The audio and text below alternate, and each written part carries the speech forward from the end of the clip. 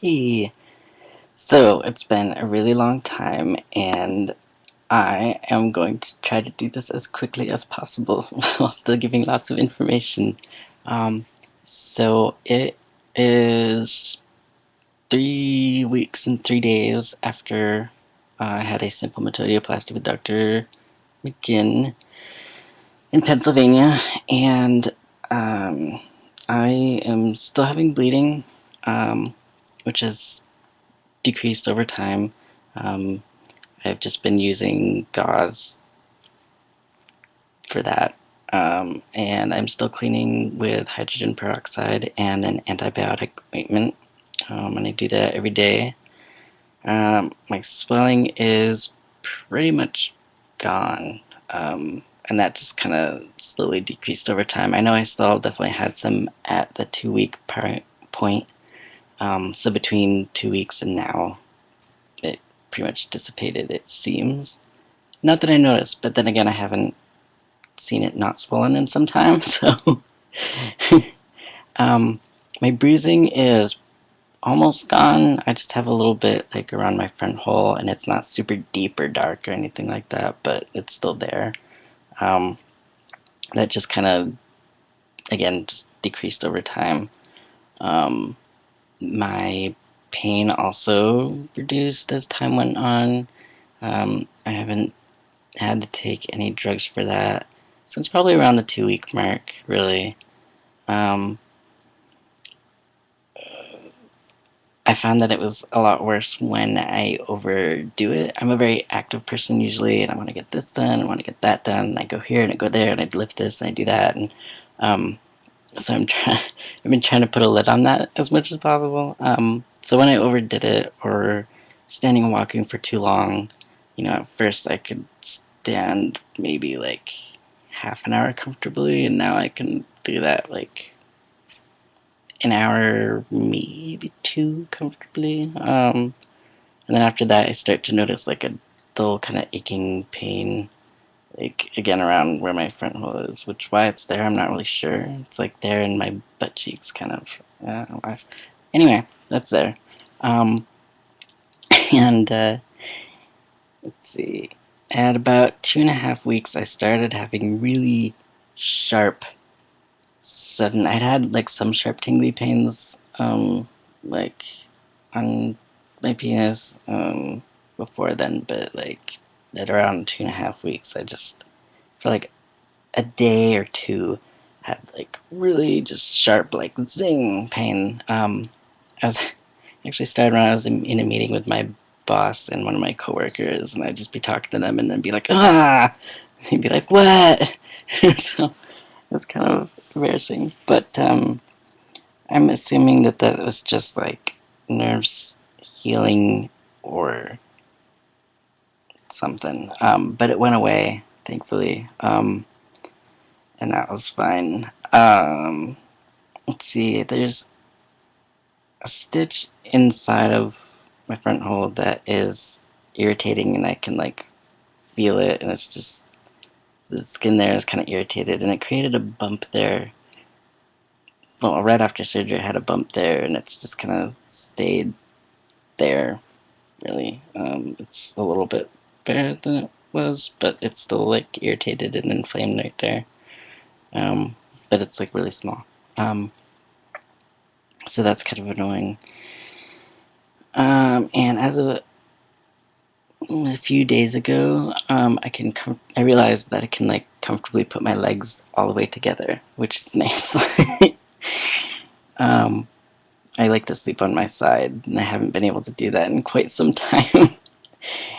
uh, and really, besides the really sharp dick pain I had for a couple days, the worst thing has been like I am on Bactrim, also known as sulfamec sulfamethoxazole, and it's a combination of two antibiotics, 800 milligrams by 160 milligrams, um, and I take that twice a day, and I'm going to be on that for 40 days, and I still have about, I think, like 20 days to go, thereabouts, a little bit less than that now. Um, And so being on antibiotics for that long, like, I tried, like, I took some bad acidophilus and ate yogurt and, like, did my best, and still I got, like, such a horrible yeast infection. You know, it happens when you're on antibiotics frequently, and I knew that that was a possibility. And anyone who's getting the surgery and is put on antibiotics, I highly, highly, highly recommend getting really good acidophilus and taking it. Like, you know, where it has like 5 billion organisms per, you know, capsule or something. Like the refrigerated, like the good acidophilus.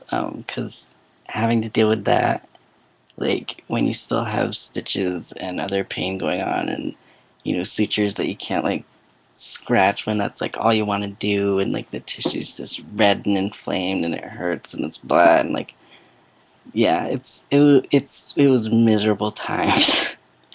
um and so all I had to do really was take a diflucan pill. It's just one pill. Sorry, and that did it. So that's good. But yeah, so I would highly recommend that for people. um how things look. I did get retraction. It was about a week and a half after surgery. I noticed that, you know, I had retracted, meaning that, you know, in the healing process, like my penis kind of pulled back into my body, um, which is kind of like sad to see happen. But I knew that that probably would happen at some point, and that that's normal. And so it's still happening. That's fine. It's not a big deal. I'm just like as long as I was before. So I'm like, okay. And so I'll see when that starts to go away. Um, the head of my penis still looks kind of wild, but that's to be expected. And I'm hoping that things will kind of like, you know, move around to where they should be, like once stitches are taken out. I'm getting my stitches out a week from Tuesday, so like in a week and a half. I'm going back to Pennsylvania so that Dr. McGinn can do them herself. Because I could have a doctor here do them, but I don't know. She's the one that did it, and like that's her deal. And I like wanted to have her look at things and just like make sure that everything's cool. Like I'm sure it is actually, but I don't know. It's just good. Um, and then I also have um, like when you look at something straight on, I may take straight on. That's not straight on. It should be like circular, but and it's circular around. Can't even do that around, except on the bottom. Like there's kind of a ridge that comes down, where like the edge of one of the was an inner labia didn't. It's not smoothly aligned with the rest of the skin on my penis, and I don't really see that changing after stitches are taken out. Like it just doesn't. I would not predict that, but then again, like I don't know, obviously, because it's my first time at the rodeo for this. Um, so yeah, and then the blood blistery things that I had, they went away probably at maybe 2 weeks ish. I think the last, you know, scabby thing was gone. I don't know. That was something I mentioned in the last video, so I figured I'd update on that.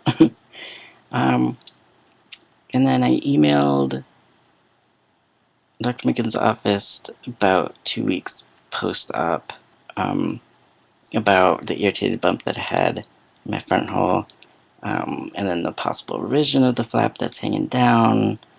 Um, and then I had like, while I was cleaning, like I use a mirror to see where I'm cleaning and to put like ointment where it needs to go.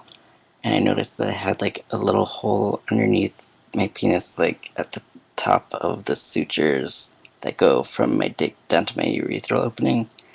And so I was kind of worried about that, and what if like bacteria got into that little hole, and then if there was like some sort of a space behind where I was sutured in between my dick and my urethral opening, and then like bacteria was growing there, and I got an infection, and I didn't really know, and I couldn't like clean back there, and I just was like, ugh. And I just don't know what things look like behind the incision or how that works. So I emailed about that too, and also about erections and starting testosterone, because I was still off of testosterone at that point and worried about increasing my risk of having erections and whether that would be problematic or not, because I still have stitches in. Because I could have started testosterone 2 weeks after surgery. But she called and said that I sent some pictures of my dick. Um,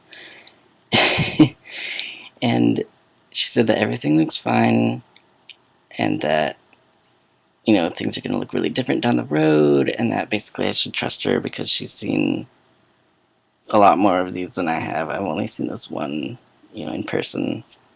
Well, two in person. That's another story.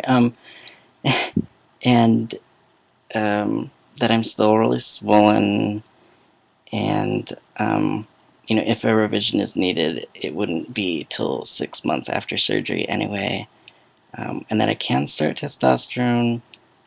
She didn't specifically answer about the erection thing, but I'm assuming that I shouldn't be aiming for one, and if they just happen, because that's the human body, that I probably shouldn't try to linger there. So that's kind of what I've been doing, and I think I'm gonna make another video about testosterone use, because that's a whole other thing in there.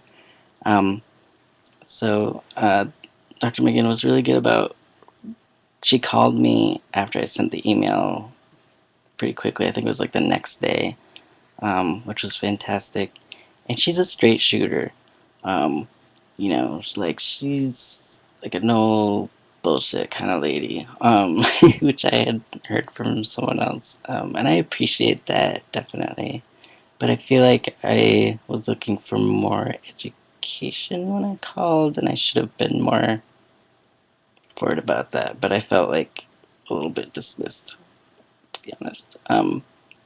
But she did answer my questions and stuff, and basically it was just like, not in these words, but it was just basically like, chill out, like, you're fine. And things are going to change a lot, and we'll just take them as we come. And I was like, okay. Um, so, so yeah. Um, and that's about it. So sorry this video is so long. That covers a couple weeks. Um, and someone asked if I'm happy with my results yet, and I can't definitively say that yet because, like I said, everything is still changing a lot. So once things are a lot more settled, I can answer that for you. But thank you for everyone's support, for your emails and comments and things like that. It's been really great. So, all right, thanks.